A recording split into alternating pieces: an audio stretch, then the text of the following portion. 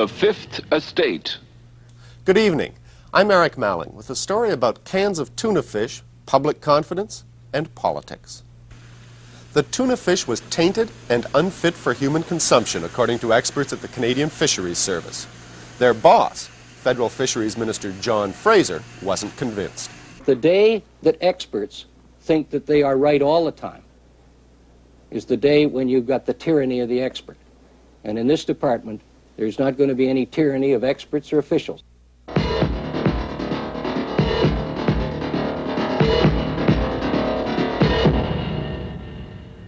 The next time you open a can of tuna, it might look a little bit different. That's because there's a new experimental grading system in place. What was once flake tuna might now look more like grated or shredded tuna. That in itself is pretty mundane. The way the standard was changed is not. Product of Canada stamped on any kind of processed food ought to be an assurance of quality. Standards are set out in law, inspectors come in, and anything that doesn't measure up won't go into the stores. That at least is the way the system is supposed to work. St. Andrews by the Sea, on the south shore of New Brunswick. Picture postcard Canada. It's a jewel for the tourists, but the town can't rely on ladies buying china.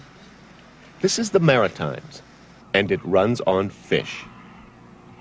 The biggest employer in St. Andrews is Star-Kist Tuna.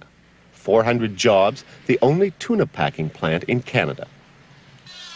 Under its own labels, Star-Kist, Ocean-Made, By the Sea, and with tuna packed for a dozen other companies, this Star-Kist plant puts out 40% of the canned tuna sold in Canada. But it's under pressure. The fish have to be brought in from far away, West Africa and the Orient, and it's there that more and more tuna is being canned. For all the competitive pressure from low-wage countries, Fiji, Thailand, Taiwan, Star-Kist has some advantages too. It's still the world's largest packer of quality tuna. The name means a lot, and so does the backing of its parent, H.J. Heinz, the American ketchup people. But perhaps most important for the product from this plant is that little stamp on the cans, Product of Canada. A lot of people are willing to pay extra for that assurance of quality. Every last can of tuna marked Product of Canada, whatever the brand name, comes out of this plant. But 2 years ago, Star-Kist ran into problems. Fisheries inspectors were rejecting more and more of the Star-Kist tuna because the quality didn't measure up to Canada's exacting standards. Random samplings showed tuna of inferior quality, rancid and decomposed, classed unfit for human consumption. This outraged Star-Kist. It accused the inspectors of being arbitrary and capricious, then frivolous and whimsical. By last November, $250,000 worth of rejected tuna had piled up. A problem so serious that the new fisheries minister, John Fraser, met the Star-Kist people on a trip to New Brunswick. They opened 3 tins of tuna for me and said, I didn't know what this was all about. Said, taste it. I tasted 3 tins of tuna. 2 seemed pretty good. They said, your inspectors have rejected this. So I sat down, well, what's this all about? It was about the decisions made here, the Fisheries Lab at nearby Black's Harbor. After determining that the tuna is safe to eat, nothing poisonous, the inspectors look at whether it's fit to eat. And that means measuring up to Canada's standards for quality, whether the tuna's packed here or imported from abroad. Bruce Jackson, one of the 300 trained fisheries inspectors across Canada, is just like an experienced wine taster. Sniffing and chewing the tuna, hour after hour, he looks for taint and decomposition. Well, taint, generally you think of taint, usually rancidity, which is caused by oxidation. This oxidation can take part in the freezers, the fish being freezer burn, fish being stored too long or at improper temperatures. What does decomposed mean in your business?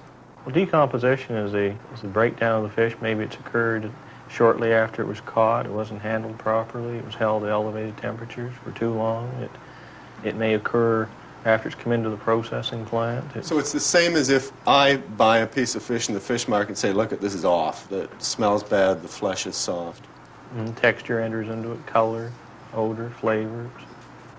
It's off. Yes.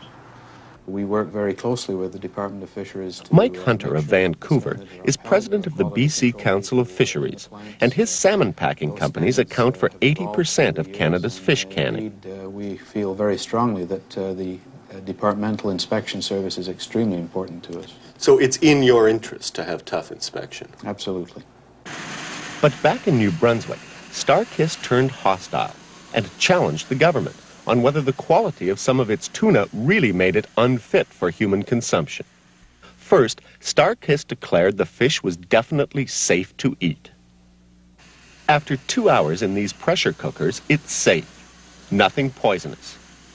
But fisheries countered that rancid and decomposed fish can still turn your stomach, and that alone makes it unfit for human consumption. It was a can of imported tuna, not Star-Kist. Safe enough to eat, but rancid and decomposed. Before this fish was canned or put into the can, it was decomposed, it had spoiled, it had rotted on the production line. Why doesn't it? Can I smell it? But you're just doing that from the look of it. I can see how mushy it is. Do you care to try some of it, or? It's your job. Next, Star-Kist attacked the standards. Too vague, too subjective, unrealistic. But the minister himself, John Fraser, said they were exactly the same as in the U.S. and suggested Star-Kist start buying better fish. Indeed, the rejections, at times running as high as 80% of the samples tested, covered only specific batches of fish. Overall, through the year, total rejections came closer to 2 or 3% of production.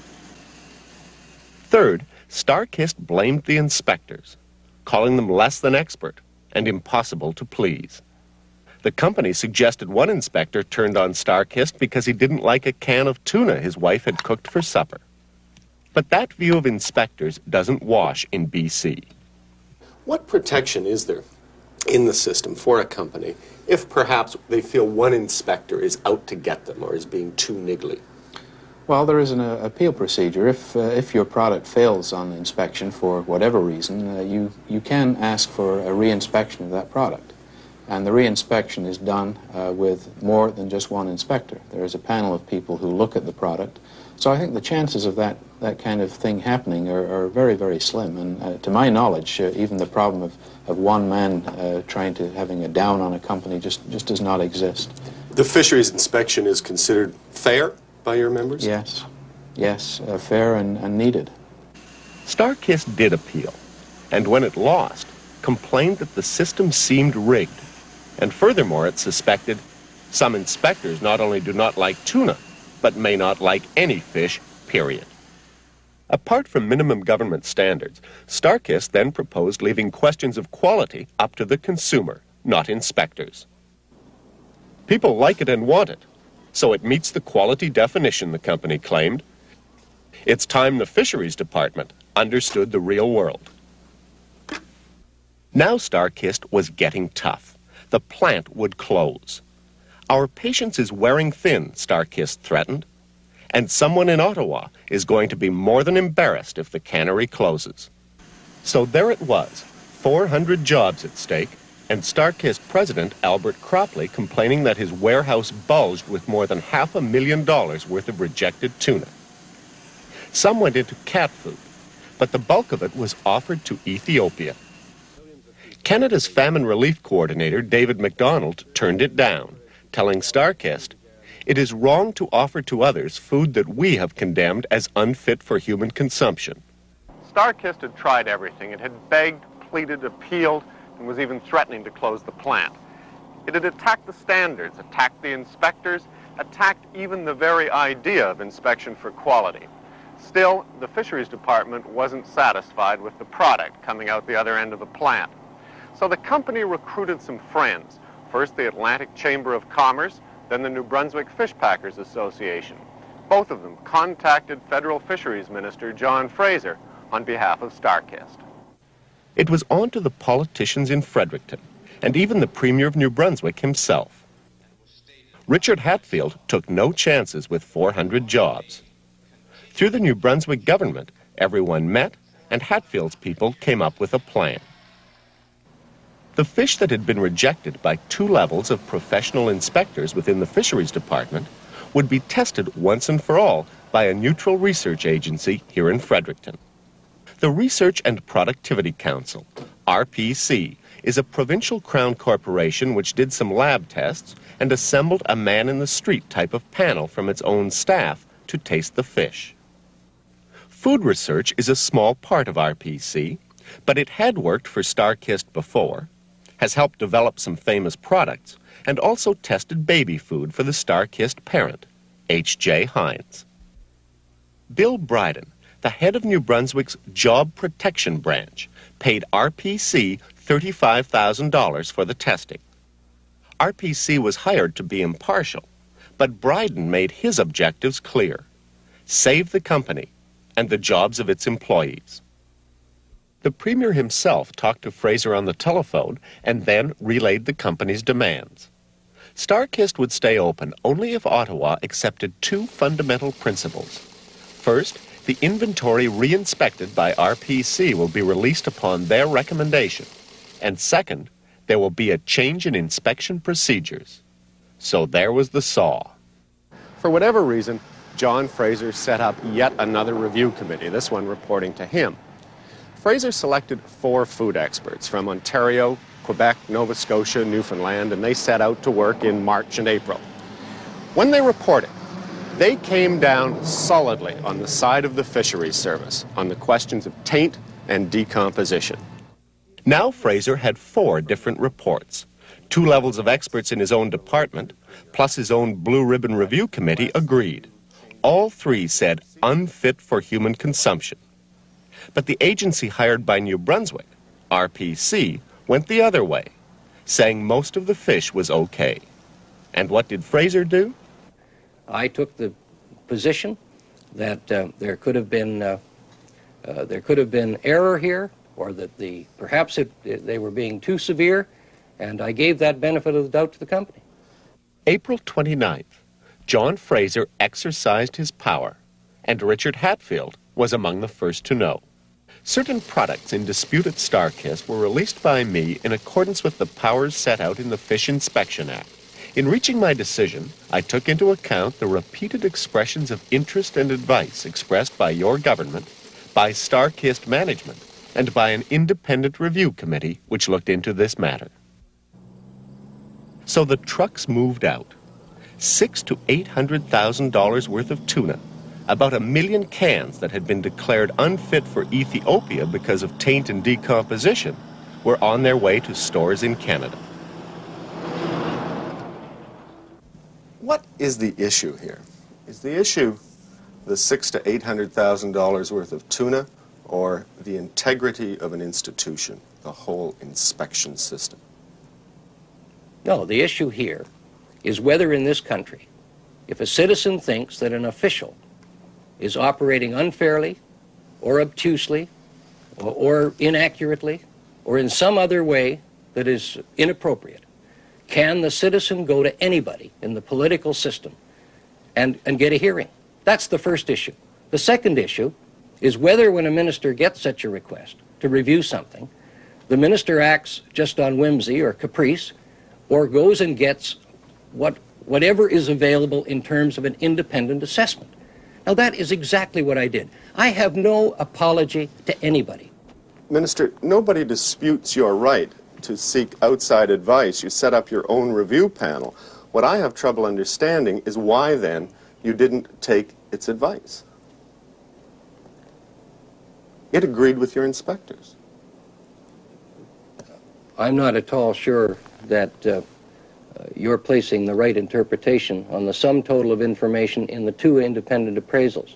If what you're saying is that one of the independent appraisals said, don't sell the stuff in Canada. The one that you commissioned. The one That's that you right. commissioned. I can't. Not the one that New Brunswick commissioned.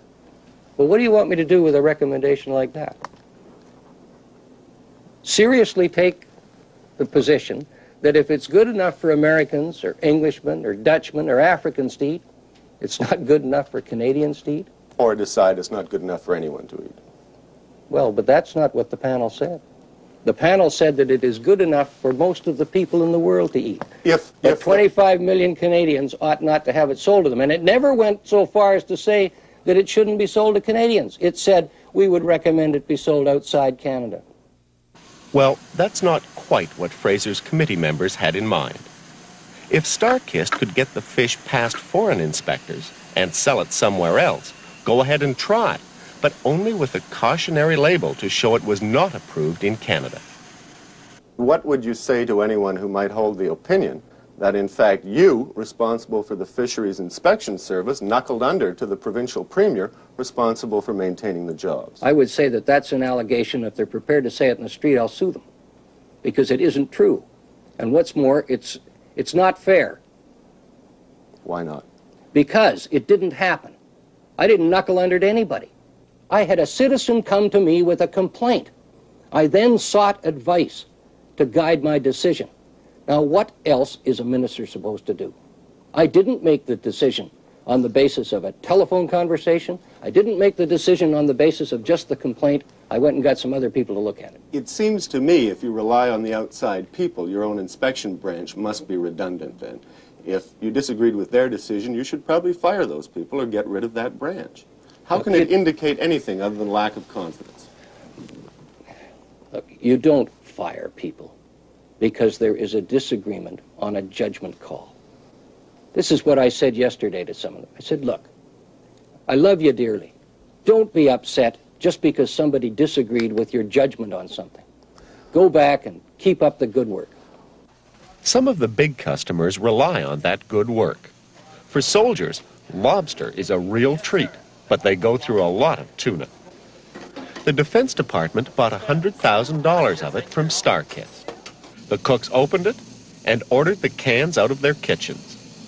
They reported a strong smell, tuna oozing out of the tins, fish that was not recognizable as tuna. No, that's good. It was quarantined and sent to the Fisheries Department, which declared it unfit for human consumption. A replacement batch arrived, and it too was declared unfit.